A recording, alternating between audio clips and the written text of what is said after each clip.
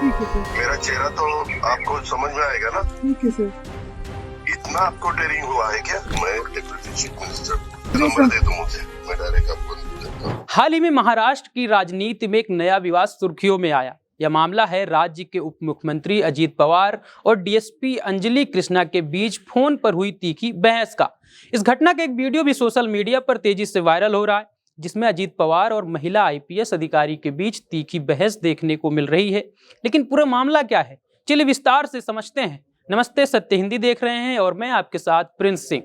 महाराष्ट्र के सोलापुर जिले में एक गांव है जिसका नाम है कुर्डू। जानकारी के अनुसार इसी कुर्डू गांव में सड़क निर्माण के लिए अवैध बजरी रोडी उत्खनन की शिकायत मिली थी।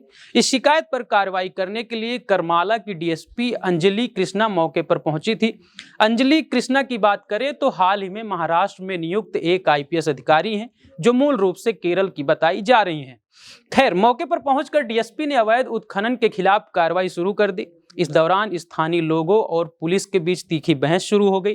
ग्रामीणों का दावा है कि यह उत्खनन ग्राम पंचायत की अनुमति से हो रहा था, लेकिन वे कोई आधिकारिक दस्तावेज पेश नहीं कर सके। इसी बीच एनसीपी के एक कार्यकर्ता ने सीधे उप मुख्यमंत्री अजीत पवार को फोन लगाया और डीएसपी अंजलि कृष्णा को फोन थमा दिया। जब अंजलि कृष्णा को फोन पर बात करने के लिए कहा गया तो उन्होंने शुरू में अजीत पवार की आवाज नहीं पहचानी। अजीत पवार ने अपनी पहचान बताते हुए कहा कि वह महाराष्ट्र के उप मुख्यमंत्री हैं और उन्होंने कार्रवाई रोकने का निर्देश दिया। उनका तर्क था कि मराठा आंदोलन के चलते राज्य में पहले से ही तनावपूर्ण माहौल है और इस समय ऐसी कार्रवाई स्थिति को और बिगाड़ सकती है। हालांकि डीएसपी अंजलि कृष्णा ने इस निर्देश को मानने से इनकार कर दिया और कहा कि आप मेरे नंबर पर फोन करें। इससे अजीत पवार भड़क गए और गुस्से में कहा कि मैं डिप्टी चीफ मिनिस्टर बोल रहा हूं, काम रोको, तुम पर एक्शन लूं क्या? इतनी डेयरिंग हो तुम?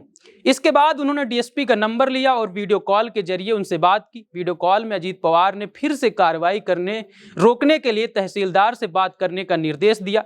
इस पूरी घटना का वीडियो सोशल मीडिया पर तेजी से वायरल हो रहा है। वीडियो में अजीत पवार का गुस्सैल लहजा और डीएसपी की दी गई धमकी लोगों के बीच चर्चा का विषय बन गई है। कई लोग अजीत पवार के इस रवैये की आलोचना कर रहे हैं। उनका कहना है कि एक वरिष्ठ राजनेता इस तरह एक महिला अधिकारी से बात नहीं करनी चाहिए। वहीं कुछ लोग डीएसपी अंजलि कृष्णा की हिम्मत की तारीफ कर रहे हैं, जिन्होंने दबाव के बावजूद अपने कर्तव्य का पालन करते हुए काम किया। इस घटना के बाद सोलापुर के एक पुलिस स्टेशन में एनसीपी के कुछ कार्यकर्ताओं के खिलाफ सरकारी काम में बाधा डालने का मामला दर्ज किया गया है। यह कार्रवाई गुरुवार 4 सितंबर 2025 को की गई। वहीं पुलिस का कहना है कि मौके पर हंगामा करने वाले कार्यकर्ताओं ने डीएसपी की कार्रवाई का व्यवधान डाला, जिसके चलते यह कदम उठाया गया। इस पूरे मामले पर अजीत पवार की पार्टी एनसीपी अजीत पवार गुट ने सफाई दी है। पार्टी के राष्ट्रीय प्रवक्ता आनंद ने कहा है कि इस घटना को गलत तरीके से प्रस्तुत किया जा रहा है। उनका कहना है कि अजीत पवार ने डीएसपी को डांटा नहीं, बल्कि केवल यह सुनिश्चित करने की कोशिश की कि किसानों की बात सुनी जाए। प्रांजपे ने यह भी कहा है कि अगर एक डीएसपी स्तर की अधिकारी को यह नहीं पता कि राज्य के उप मुख्यमंत्री कौन है, तो यह अपने आप में गलत है।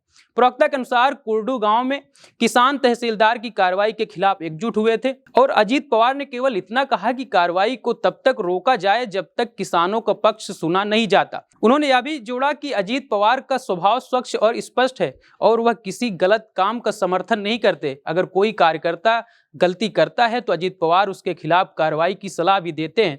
वहीं डीएसपी अंजलि कृष्णा ने इस मामले में अभी तक कोई आधिकारिक बयान नहीं दिया है। हालांकि यह स्पष्ट है कि उन्होंने अपने कर्तव्य का पालन करने की कोशिश की और अवैध उत्खनन के खिलाफ कार्रवाई शुरू की। उनकी इस हिम्मत की कई लोग तारीफ भी कर रहे हैं, खासकर इसलिए क्योंकि उन्होंने एक वरिष्ठ राजनेता के दबाव के बावजूद अपनी कार्रवाई को सही ठहराया। यह घटना महाराष्ट्र की राजनीति में एक नया विवाद बन गई है। बाकी इस घटना को लेकर आप क्या सोचते हैं, हमें कमेंट बॉक्स पर जरूर बताएं।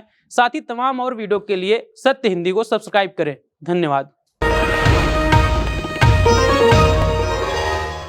Copyright disclaimer under Section 107 of the Copyright Act 1976. Allowance is made for fair use for purposes such as criticism, comment, news reporting, scholarship, and research. Fair use is a use permitted by copyright statute that might otherwise be infringing.